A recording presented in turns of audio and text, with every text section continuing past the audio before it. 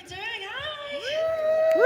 Hello, Portland. How are you doing? I'm Claire. I'm your moderator for this afternoon for this next panel. Are you excited for the next one? Yeah. Woo. Okay, let's not stick around. Okay, I want you to put your hands together. Really enthusiastic for the wonderful Casandra Peterson. Yes. Keep it going all the way to the stage. Yes.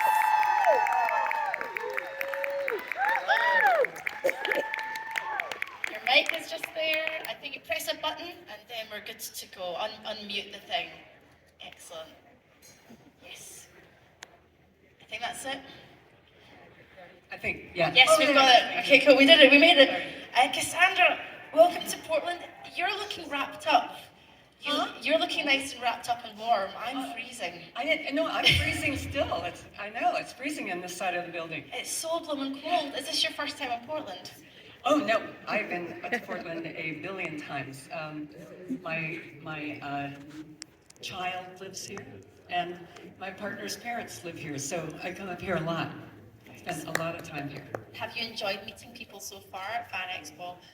Oh yeah, I love it. I'm worried about everybody getting home safely. I hope you're all okay, but I guess maybe you're used to this. I don't know.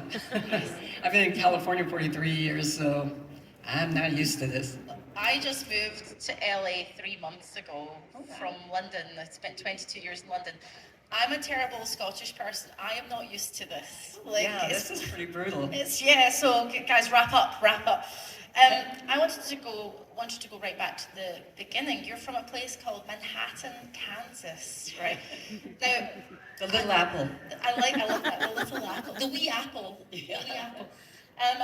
When I was younger, okay, this is going to bring me around to the question. I always knew I wanted to go far away. You know, I was from Glasgow in Scotland, but from a small town. And I remember trying to run away so badly when I was 4 or 5 years old. I knew there was something more. Did you feel like that in the Little Apple? Did you feel like there was something more for you? I did. I was one of those persons that wanted to get out of my town right away, as soon as I could make it out of there. I did leave my parents' home when I was 14 and went on my own and made a living as a go-go dancer, what everybody's parents want you to do. At 14. Right. So I wanted to get the heck out of Colorado Springs. By then I was born in Manhattan, Kansas, and lived there till I was 7, and then after that moved to Colorado Springs, Colorado, and I couldn't wait to get the hell out of there. I did graduate from high school, though, you'll be surprised to know. I'm even surprised, shocks me. And left just a few days after I graduated, when I was 17, left for Las Vegas, where I became a showgirl. Nice. Anyway, yes, that's the long answer. It was like I wanted to get out of there as fast as I could. What was it like back then being a go-go girl? Like, was it scary, or were you somebody who just launched yourself in and didn't think about what you were doing? Well, I mean, go-go girls meant a lot different things than they do now, you know? Back in the 60s, go-go girls were like little short fringy dresses and white go-go boots, and it was pretty tame, you know? Later it morphed into little bikinis with fringe, and later I think it morphed into nothing, you know? But when I was doing it, it was still kind of happy, fun, in a glass cage, dancing for, people, but what was the other part of the question? I don't know. Did you just launch yourself in and not think about what you were doing, or was it scary? Were you scared? It wasn't scary for me. I just kind of like, yeah, this is awesome, and I make money, I get paid. I just started dancing. I'd been dancing up to then my whole life. I'd been taking lots of dance lessons, ballet and tap and everything. So I thought, what an awesome job. I get to do what I love, and I get paid. And that's kind of still what I do. I wanted to ask you about the Groundlings, because it's the stereotypical thing, Casandra. I've moved to LA and I'm like, I'm going to do courses, and I started doing improv, and so I was really interested to hear about your experiences with the Groundlings and working with people like Phil Hartman, and he who's a legend. What was that experience like? The Groundlings, for those who don't know, is a improv and comedy sketch sort of school theatre. What was that like? Yeah, the Groundlings is great. I keep in touch with everybody from the Groundlings still. I mean, in fact, I'm going down. I'll be in LA doing. I think I'm doing it in March. With Lynn Marie Stewart, who played Miss Yvonne, the most beautiful woman in Puppet Land, on Pee Wee's Playhouse. And right now, with the Groundlings is having conversations between two of their most important alumni, and their alumni is everybody. Everybody you see on TV, on Saturday Night Live. I mean, Will Ferrell, Mary, what's her name? Mary McCarthy. Oh my God, who else? Everyone you can think of that has been on Saturday Night Live and everything. Maya Rudolph, who I just met and who I absolutely adore. But so many celebrities came out of the Groundlings, including Pee Wee Herman and Phil Hartman, who I was in the Groundlings with, and John Paragon, who is not as famous, but he played Jambi the Genie on Pee Wee's Playhouse. Oh, there's people all the way over there. Hi, you guys. Yeah, Jambi. John Paragon was my writing partner for 27 years, and he and I wrote Elvira, Mistress of the Dark together. John has since, so he was pretty awesome. He was amazing. John has since passed away, and of course, as you know, Paul recently passed away. But the Groundlings is just an amazing, amazing improv group. If you're ever in LA visiting, go see them. They're on Melrose Avenue. One of the people that they're having talk this coming week, I think next week, is the actress that was in Righteous Gemstones that played the sister. Did any of you see that? She was so freaking funny. And you know Flo, the insurance, progressive insurance woman, she's a Groundling person. It's every time I see somebody who I think is brilliant, it turns out they came out of the Groundlings. So anyway, go see their show. Go be one of them. What the heck? If you want to get into comedy, they have a school, and it's unbelievable. It changed my life, seriously. If you can do the Groundlings and you can do comedy improv, I think you can pretty much do anything you want to the rest of your life. It just teaches you incredible confidence. That's my paid advertisement for the Groundlings. No, I don't get paid. That's a great advert for the Groundlings, to be fair. What I found with improv is very hard. Well, it depends who you are to get out of your head, but very interesting when you do what comes out of that. So I got into improv because I can't remember lines. I swear to God, because I cannot remember lines. I could never do a movie except if I wrote the lines, then I remember them. But I can't remember anything. So being an improv is a fantastic job for you if you're really, you can't remember anything. Right, just saying. Did you ever get better, or did you ever have to start to learn lines as your career went on, and did you get better at it? No, I never got better, and in fact, I'm getting worse at learning lines. I just make up crap as it goes along. That's how I do it. I love that. We're going to have some fan questions, but we're going to ask a few more questions before we invite people up to the mic, and we're only going to have 3 or 4 because we've not got a lot of time. But I wanted to ask Casandra about Elvira and the evolution of Elvira. You said when you were younger, she was maybe more impetuous, like you were when you were a teenager. But obviously, when you're working inside with a character, you grow older, that character changes. Do you feel like that was the case with Elvira, that you were changing her over the years or wanted to? It did evolve over the years. I love your accent, by the way. It's so great. Oh my God. I worked with 2 people from Creepsville 666. I don't know if you guys are familiar with their line of clothing and stuff. And they're both Scottish. And I can't understand a damn word they say. I can understand you better. I am pronouncing all my S's and T's for you. You're doing a really good job, because I'm always like, why don't you people speak English? Anyway, let's see. Oh, now I forgot the question. Okay, it evolved. Elvira, I started out, I was just trying to discover what it was going to be. I didn't know. I was kind of like, okay, I got to wear this outfit. I'm hosting horror movies and just making it up as I went along. But it did definitely evolve over the years. I think I got a little better, I hope. If I see some of my old stuff on the first movie, Macabre, I die of embarrassment and shame. It was so weird when it first started. I was so talking so slow and so we, don't look at that. Anyway, as time went on, I got more used to it. I think the movie Elvira, Mistress of the Dark, writing that with John really set some of the parameters for Elvira in place. You know, we had rules. Where did she come from?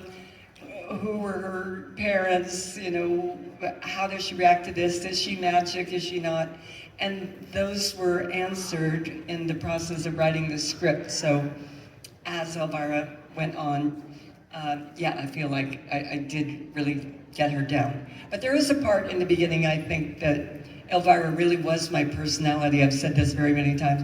Elvira was my personality as a teenager. That was how I was when I was a kid. I was a smart ass that didn't listen to anybody. I was always right. I always knew the best. And you know, most teenagers are kind of like that, right? But I think I really took it to heart and had this other persona that became me as a teenager, even though she's really old. So I've got one last question, but before I ask it, if we can have some people coming up to the mic now. The first 3 to get up to the mic we're gonna answer this question. So please don't be shy. Please step up to the mic if you want to ask a question. Like, this is, yes, yes, I love it. There's the mic. 3 If you people. have anything, no matter how 1, 2, 3. personal I love how and efficient. embarrassing. So Go right ahead. efficient. Oh, look at this, it's so efficient. 3 people, there we go. Okay, I've got one There last we go. question to ask you before we hand it over. Okay. So imagine yourself when you first started out as Elvira, okay? But imagine you that age, but you're in 2024, okay? What do you think Elvira would be like as a young woman in 2024? What would she look like? What would her personality be? Do you think it'd be the same? I wish I would have started Elvira when I was 24. It's kind of sad because I became Elvira when I was 30. And, you know, up till that point I was just a struggling actress trying to get work and pay my rent. I wish I could have started her when I was like 24. I think Elvira would have been, at that age, a lot more doing things that would be really, really embarrassing. Because that's what I was doing. A lot sexier, a lot, I don't know. I think she's actually calmed down as time has gone on, and I think that's a good thing. Would you still be embarrassing if we were in this time right now and you were young in this time? Would she be what? Would she still be impetuous and embarrassing if it was? Oh yeah, I think Elvira's always impetuous and embarrassing. Always, Yeah, that's a good thing. Love it, That's it. her. Thank you so much, Cassandra. We're going to hand it over to you, lovely people. Hello, what's your name? And it's one question each, name and question. Let's go. Hi, I'm V. It's nice to meet you, Cassandra. It's a pleasure to meet you. I grew up watching your movies, and I really just got a thrill out of, you know, seeing your actual movie and also the show that you hosted, the late night show and everything. I wanted to ask you, what were some of your favorite horror movies growing up that inspired you? Oh well, I can tell you that for sure. It was the Roger Corman films. When I was in about 3rd grade, my cousin Danny took me to see my first one. It was House on Haunted Hills, which was actually not a Roger Corman film. It was my very first horror film, very first time I saw Vincent Price, and I went back to every one of the Roger Corman films and saw him in Tomb of Lygia, Pit and the Pendulum, that whole series of movies that came out in the, I'd say it was the mid-60s. But those are some really brilliant films. They have a great look. I even modeled my movie Haunted Hills after the look of those, trying to capture that, the way the lighting looked, the way the color looked, and the ridiculous bad sets and the terrible, you know, special effects that weren't so special. But it really was a big influence on my life. I mean, it turned me on to horror, for one thing, which never went away. And I just had a big influence on my life. I got to meet Roger Corman, and he was fantastic. In fact, I went to Roger Corman to see if he could do Haunted Hills. And we had this long meeting, and he said, I love it, it's fantastic. Okay, now you guys just come up with the money and make it, and we'll do it. And we're like, wait a minute, come up with the money and make it? Yeah, I was like, okay, thank you. Anyway, so we did not work together, but that's how Roger Corman saved so much money. That is amazing. Thank you so much. Thank you for your Thanks. question. Hello, my dear. What's your name and what's your question? Hi, my name is Suzanne, and it's very nice to meet you today. I grew up obviously watching the midnight movie show, and I can tell by your look. and I wanted to know, obviously, growing up, I was very inspired in my look, and black is my entire wardrobe. I wanted to know how much, yes, and I noticed you came out today all in black. You have inspired a generation in your style with Elvira. How much of Elvira's style was inspired by you personally? Good question. I think, well, her style came up when my best friend at the time in 1981, Robert Redding, who was an artist and unfortunately passed away not long after that. He and I got our heads together to come up with a look for the character, what her style was going to be. The TV station that I was working for, a local little station in LA, said that they wanted me to have all black hair, black wardrobe. That was it. We actually were going in a different direction. We were thinking of more red hair and a ghost-like gown and kind of basing it on Sharon Tate and the Fearless Vampire Killers. And they were like, no, you have to have black hair, black dress. So that was kind of a bummer for us because we felt that was a little cliche, all sexy vampire type women, look like that. But we had to do it because I was hired to do it, so, what are you gonna do?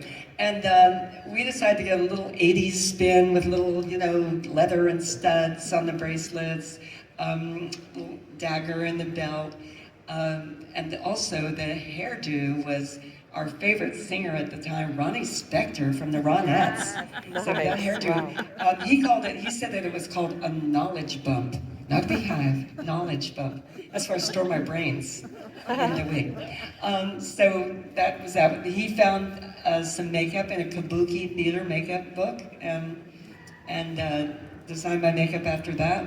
And so we just went on with whatever. We're trying to get a little punk, heavy metal vibe going in there with the characters so it would look a little different than all of the other, vampiresses that came before.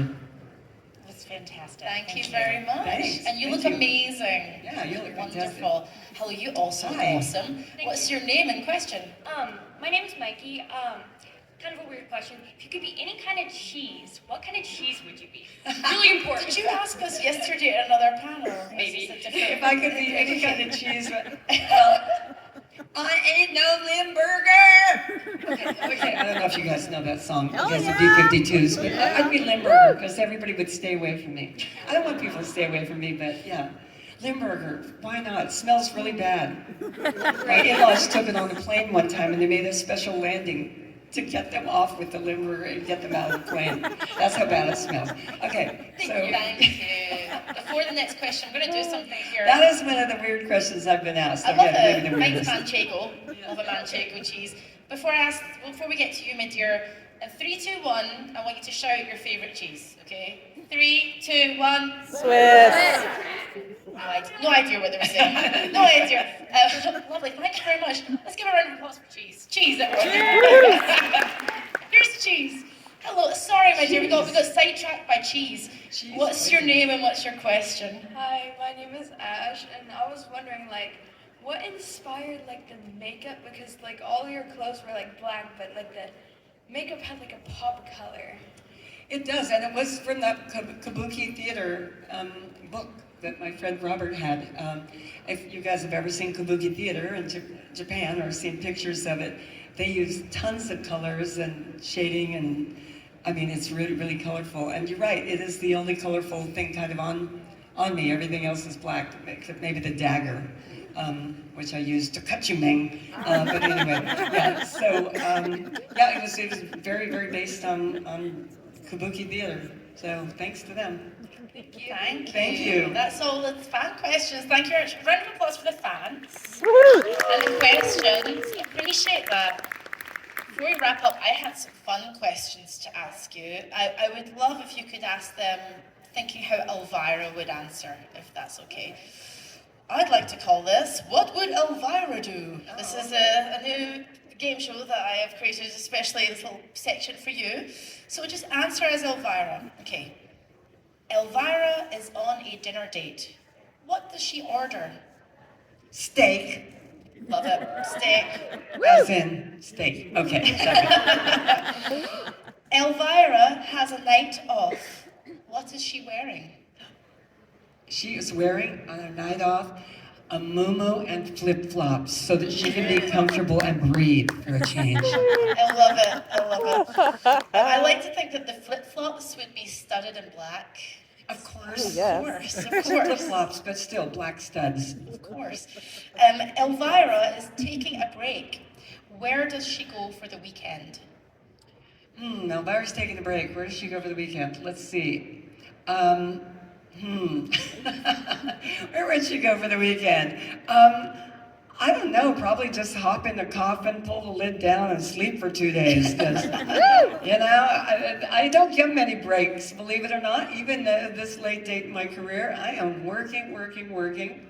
Have a lot of projects. Oh, look, segueing into plugging. Yes, please, stuff. go for it. Have several projects I'm working on that I'm really excited about now, and they include another film and a documentary and a book, which will be out probably in 2025.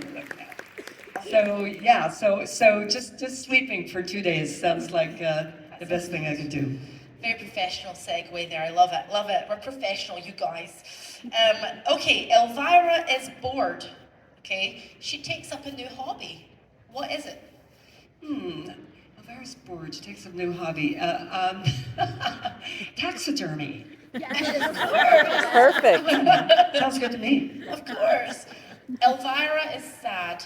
How does she cheer herself up? How does she make herself happy? Oh, Elvira's sad. She cheers herself up by watching something light and fun, like Suspiria, Exorcist, something like that. Love it. Yeah, Love it. cheers A herself up. light-hearted movie. A light-hearted, fun kids movie. It's almost like a comedy. Really. Yeah, comedy. Yes, it is. Elvira, aside from Suspiria, Elvira wants to watch a movie. It's movie night, it's Saturday night. It's her favorite movie. What is it?